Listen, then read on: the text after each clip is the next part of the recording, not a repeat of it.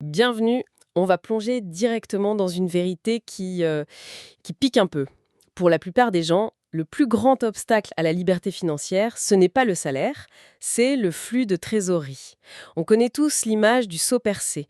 On peut y verser toute l'eau du monde, s'il y a des trous, on ne le remplit pas, on fait juste une inondation.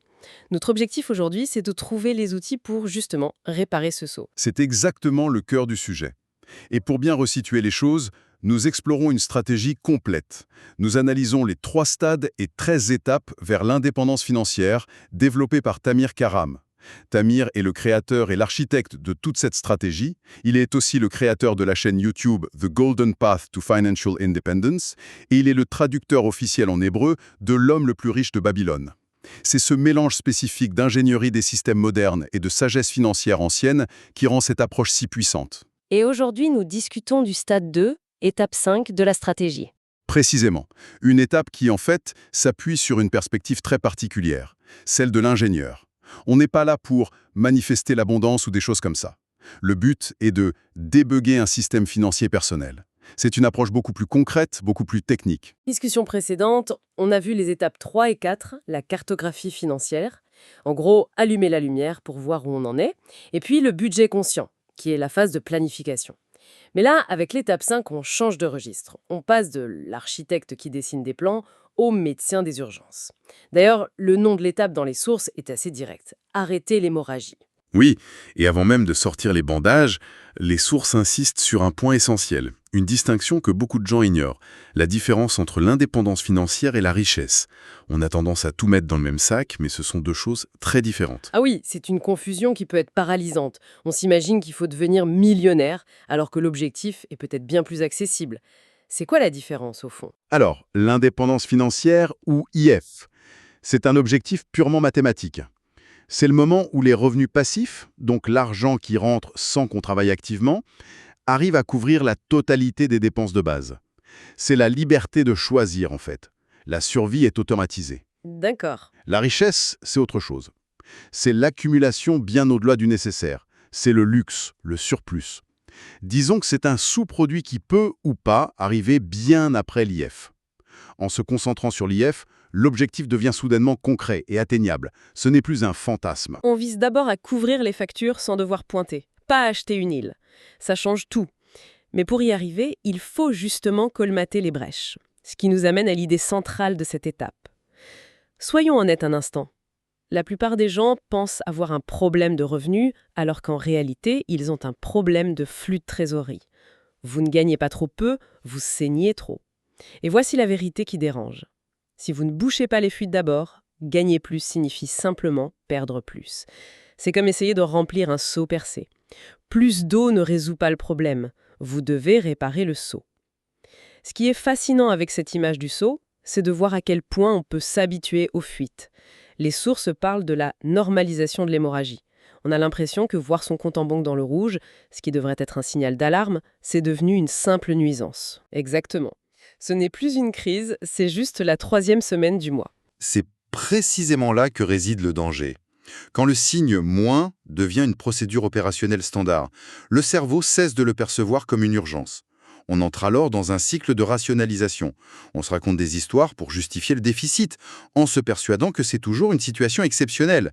Les sources ont un nom pour ça, le calendrier du chaos. Le calendrier du chaos, c'est très parlant.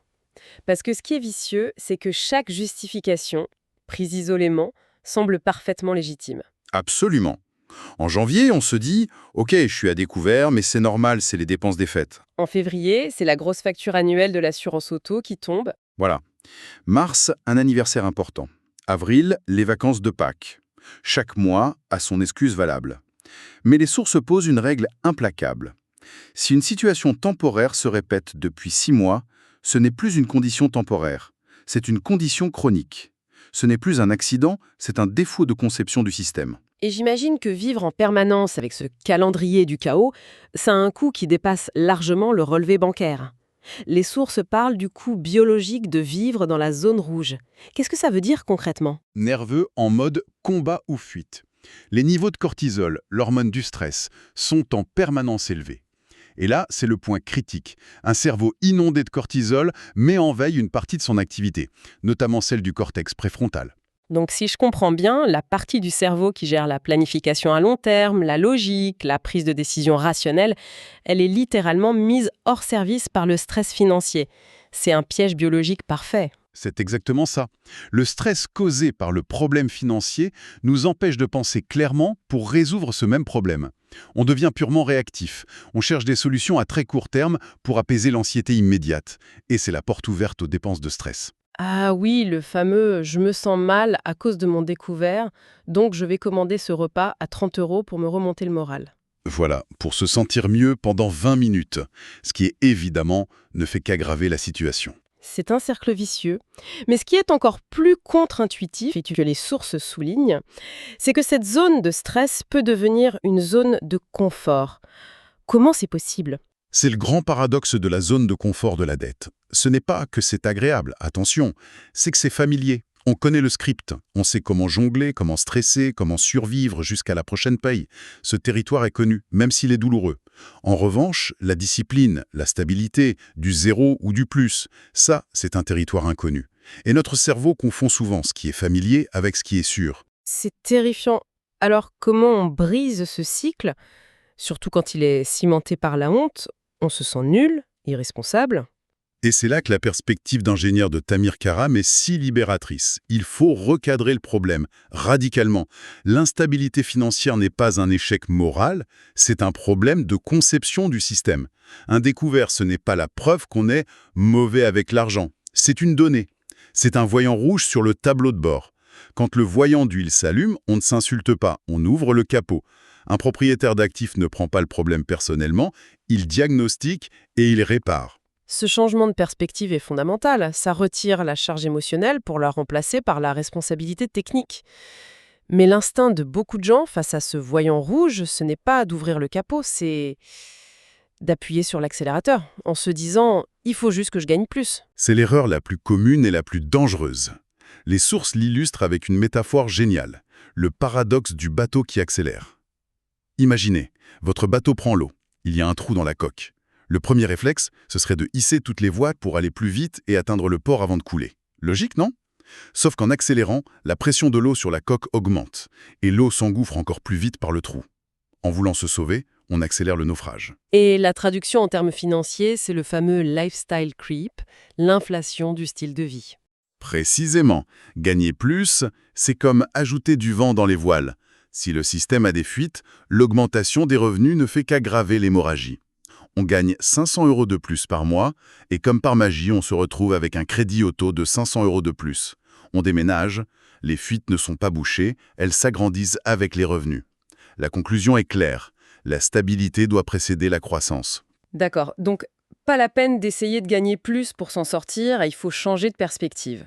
Mais il y a un autre obstacle, très concret celui-là. Les sources l'appellent le piège de l'utilité du Titanic. Et celui-là, je le comprends très bien. C'est cette petite voix qui dit « Je suis à 2000 € à découvert et on me dit d'annuler mon abonnement Netflix à 10 €. C'est ridicule. » C'est ça. C'est vouloir vider l'océan avec une petite cuillère. Exactement. C'est la barrière psychologique la plus puissante. Ce sentiment que le problème est si énorme que les petites actions sont futiles. Ça mène directement à l'apathie, à l'inaction. Et c'est pour court-circuiter cette paralysie que la stratégie proposée est si efficace. Le but n'est pas de tout réparer d'un coup. Le but est de se prouver à soi-même que le changement est possible. Et comment on fait ça concrètement, sans se sentir ridicule ? Avec un défi d'une simplicité désarmante. Le défi, boucher une fuite. L'action est la suivante. Cette semaine, on répare une seule chose. Pas la plus grosse fuite, pas la plus compliquée. Juste une pour commencer. Les sources donnent des exemples très clairs. Allons-y. Quelles sont ces fuites typiques ? La première, c'est l'abonnement zombie. Ce service de streaming qu'on a pris pour une seule série il y a 6 mois et qui continue de prélever 15 € tous les mois. Dans l'indifférence générale. Voilà, c'est une hémorragie pure sans aucune contrepartie. La deuxième, c'est l'abonnement de bienfaisance à la salle de sport. Ah, celui-là fait mêle. On paye pour la personne qu'on voudrait être, pas pour celle qu'on est. Exactement, c'est un don mensuel. Si la dernière visite remonte à l'hiver dernier, il faut couper. Et le troisième exemple, c'est le fameux débat sur le café à 6 €. Là-dessus, la question n'est pas de savoir si c'est bien ou mal. La question est-ce que c'est une source de joie intentionnelle ou une routine inconsciente? Un achat en pilote automatique, c'est une fuite. Point. Donc, il ne s'agit pas tant de se priver que de reprendre conscience. Et quand on fait cet effort de boucher une fuite, même une toute petite, il se passe quelque chose. C'est la victoire dopamine. C'est le cœur de la stratégie. Annuler cet abonnement, ça procure un sentiment immédiat de contrôle. Ce petit shot de dopamine, ce n'est pas un gadget, c'est le carburant qui brise la paralysie. Ça crée un élan. On vient de prouver à notre cerveau qu'on n'est plus une victime passive. On est redevenu l'ingénieur aux commandes. Ça nous ramène à l'étape 1, le changement d'identité. Précisément. En bouchant une fuite, on agit en tant que propriétaire d'actifs. Et c'est pour ça que cette étape 5 est une sorte de gardien. On ne peut absolument pas passer à l'épargne, l'étape 6, ou au fonds d'urgence, l'étape 7, si le système est structurellement déficitaire. Ce serait... Comme construire le deuxième étage d'une maison dont les fondations s'effondrent. Exactement. En résumé, c'est de la plomberie. Ce n'est pas glamour, mais sans ça, la maison est inhabitable. La mission de cette étape est donc claire. Passer de la normalisation de l'hémorragie à la stabilisation du flux. Revenir à zéro. C'est seulement à partir de là qu'on pourra commencer à construire. Et d'ailleurs, c'est ce qu'on verra dans notre prochaine analyse, en abordant l'étape 6, construire une habitude d'épargne cohérente. On passera enfin de la défense à l'attaque. Avant de finir, l'avertissement important. Ce contenu est strictement éducatif, il ne s'agit pas d'un conseil financier, d'investissement fiscal ou juridique personnalisé. Le succès dépend de votre exécution et de vos circonstances. Les résultats varient, il n'y a aucune garantie. Vous êtes responsable de consulter des professionnels qualifiés, comptables, conseillers, avocats, avant de prendre des décisions importantes. Pour ceux qui veulent explorer cette stratégie en profondeur, la ressource principale est la chaîne YouTube The Golden Path to Financial Independence. Vous la trouverez sur youtube.com @TamirGoldPath. Je le répète, l'identifiant est @TamirGoldPath. Et pour conclure, comme à chaque fois, un défi pour la semaine. Il est simple. Retournez à votre cartographie financière de l'étape 3. Trouvez une fuite, une seule. Pas la plus grosse, juste une qui est réelle. Et cette semaine, éliminez-la. Annulez l'abonnement, supprimez l'application. Faites-le non pas seulement pour économiser l'argent, mais pour prouver une chose. Prouvez que c'est vous qui teniez les outils. Prouvez que vous êtes le propriétaire d'actifs. Réparez le seau. Ensuite, nous pourrons commencer à le remplir. Merci de nous avoir rejoints pour cette analyse. On se retrouve très vite. CO 2025, Tamir K-AM. Tout droit réservé. The Golden Path TM et The Golden Path 2 FI sont des marques déposées de Tamir K-AM.